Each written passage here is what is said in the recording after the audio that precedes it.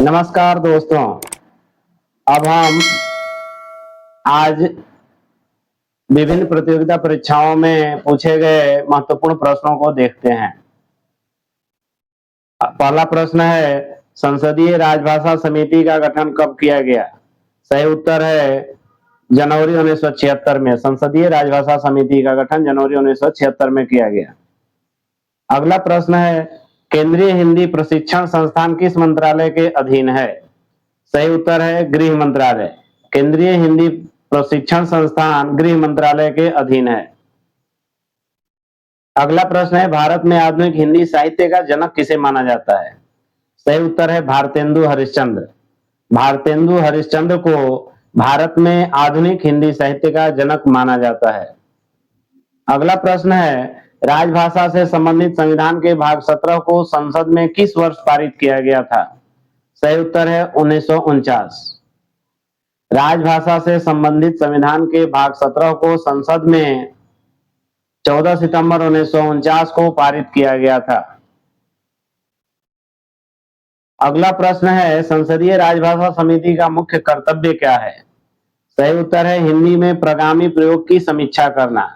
संसदीय राजभाषा समिति का मुख्य कर्तव्य है हिंदी में प्रगामी प्रयोग की समीक्षा करना। अगला प्रश्न है, हिंदी में कार्यसाधक ज्ञान प्राप्त कर्मचारी की परिभाषा किस नियम के अंतर्गत दी गई है? सही उत्तर है राजभाषा नियम 1976 के नियम 10 के अंतर्गत। हिंदी में कार्यसाधक ज्ञान प्राप्त कर्मचारी की परिभाषा राजभाषा नियम 1976 के नियम 10 के अंतर्गत दी गई है। अगला प्रश्न है, रेलवे हिंदी सलाहकार समिति के अध्यक्ष कौन होते हैं? सही उत्तर है रेल मंत्री। रेलवे हिंदी सलाहकार समिति के अध्यक्ष रेल मंत्री होते हैं। अगला प्रश्न है, संसदीय राजभाषा समिति की कौन सी समिति प्रतिवेदन का मसौदा तैयार करती है? सही उत्तर है संसदीय राजभाषा समिति की आलेख एवं साक्ष्य उप समिति। संसदीय राजभाषा समिति की कौन सी समिति प्रतिवेदन का मसौदा तैयार करती है? सही उत्तर है संसदीय राजभाषा समिति की आलेख एवं साक्ष्य उप समिति।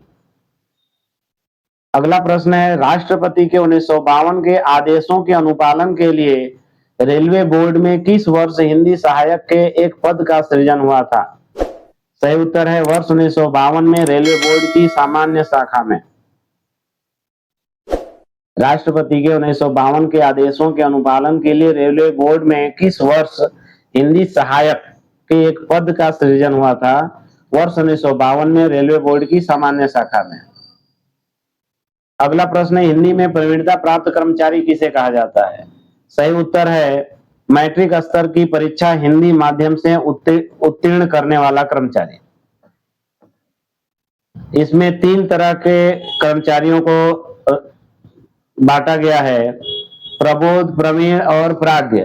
प्रबोध 5वीं स्तर, प्रवीण 8वीं स्तर और प्राज्ञ 10वीं अर्थात मैट्रिक के स्तर का समकक्ष माना जाता है।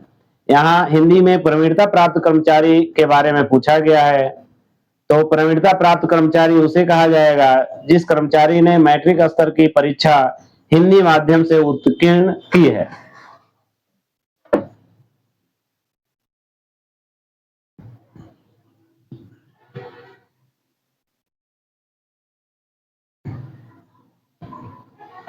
अगला प्रश्न है, निम्नलिखित में से कौन सा केंद्रीय सरकार के कर्मचारियों द्वारा हिंदी परीक्षाएं उत्तीर्ण करने के लिए प्रोत्साहन नहीं है?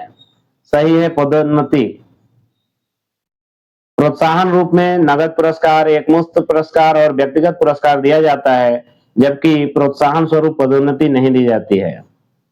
अगला प्रश्न है, राजभाषा अधिनियम के अनुसार निम्नलिखित में से कौन क्षेत्र सी में आता है? सही उत्तर है तेलंगाना। बिहार क क्षेत्र में आता है, उत्तर प्रदेश क क्षेत्र में आता है, जबकि तेलंगाना सी क्षेत्र के अंतर्गत आता है। अगला प्रश्न है, राजभाषा में तकनीकी और विज्ञान विषयों पर मूल पुस्तकें लिखने के लिए कौन सा पुरस्कार दिया जाता है? सही उत्तर है राजभाषा गौरव पुरस्कार। राजभाषा में तकनीकी और विज्ञान विषयों पर मूल पुस्तकें लिखने के लिए राजभाषा गौरव पुरस्कार दिया जाता है। केंद्रीय सरकारी कर्मचारियों के लिए हिंदी का प्रिलिमिनरी कोर्स कौन सा है? सही है, प्रबोध। प्रिलिमिनरी कोर्स का मतलब होता है शुरुआती। सबसे पहला कोर्स है प्रबोध, जो 5वें स्तर का है, वह केंद्रीय सरकार के कर्मचारियों के लिए प्रिलिमिनरी कोर्स है। सही उत्तर होगा प्रबोध। अगला प्रश्न है, इनमें से किस प्रावधान के अनुसार केंद्र सरकार के कार्यालयों द्वारा हिंदी में पत्राचार उत्तर हिंदी में ही भेजे जाने चाहिए? राजभाषा नियम 1976 का नियम 5। सही उत्तर होगा राजभाषा नियम 1976 का नियम 5। यहाँ कंफ्यूज करने हैं तो दो ऑप्शन दिए गए हैं, दोनों में नियम 5 दिया गया है, लेकिन यहाँ ध्यान रखना है कि इसका सही उत्तर होगा राजभाषा नियम 1976 का नियम 5। अगला प्रश्न है, भारत के संविधान का कौन सा आर्टिकल राज्यों के ऑफिशियल लैंग्वेज के बारे में है? सही उत्तर है अनुच्छेद 345। भारत के संविधान का अनुच्छेद 145 राज्यों के ऑफिशियल लैंग्वेज के बारे में है। अगला प्रश्न है, राजभाषा अधिनियम 1963 की धारा 4 किससे संबंधित है? सही उत्तर है राजभाषा समिति का गठन। राजभाषा अधिनियम 1963 की धारा 4 के अंतर्गत राजभाषा समिति का गठन किया जाता है। अगला प्रश्न है, केंद्रीय सरकार के कार्यालय के कर्मचारियों को हिंदी का कार्य साधक ज्ञान प्राप्त कर लिया गया माना जाएगा यदि वहां कार्यरत 80% कर्मचारियों ने हिंदी का कार्य साधक ज्ञान प्राप्त कर लिया है। इसलिए सही उत्तर होगा 80%। अगला प्रश्न है, राजभाषा के प्रयोग के संदर्भ में कौन सा राज्य क्षेत्र ख में आता है? सही उत्तर है यह सभी। गुजरात, महाराष्ट्र, पंजाब, ये तीनों राज्य क्षेत्र ख के अंतर्गत आते हैं। अगला प्रश्न है, संविधान के अनुच्छेद 350 के अनुसार संघ या राज्य के किसी अधिकारी या प्राधिकरण के समक्ष शिकायत निवारण हेतु अभ्यावेदन में किस भाषा का प्रयोग किया जा सकता है? सही उत्तर है संघ या राज्य के किसी भी भाषा में। संविधान के अनुच्छेद 350 के अनुसार संघ या राज्य के किसी अधिकारी के समक्ष शिकायत निवारण हेतु अभ्यावेदन संघ या राज्य के किसी भी भाषा में दिया जा सकता है। अगला प्रश्न है, राजभाषा गौरव पुरस्कार योजना किस मंत्रालय द्वारा संचालित की जाती है? सही उत्तर है गृह मंत्रालय।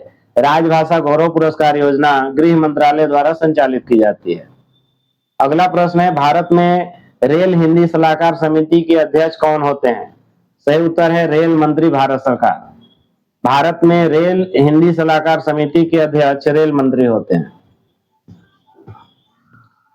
अगला प्रश्न है, दिए गए विकल्पों में से भारत के किस प्रदेश की दूसरी आधिकारिक भाषा संस्कृत है? सही उत्तर होगा उत्तराखंड। दिए गए विकल्पों में उत्तराखंड की दूसरी आधिकारिक भाषा संस्कृत है। अगला प्रश्न है, क्षेत्रीय रेलवे में मुख्य राजभाषा अधिकारी का कार्यकाल कितना होता है? सही उत्तर है 1 वर्ष। क्षेत्रीय रेलवे में मुख्य राजभाषा अधिकारी का कार्यकाल 1 वर्ष का होता है। अगला और अंतिम प्रश्न है, संविधान सभा में हिंदी को राजभाषा बनाने का प्रस्ताव किसने प्रस्तावित किया था? सही उत्तर है गोपाल स्वामी आयंगर ने। संविधान सभा में हिंदी को राजभाषा बनाने का प्रस्ताव गोपाल स्वामी आयंगर ने प्रस्तावित किया था। धन्यवाद।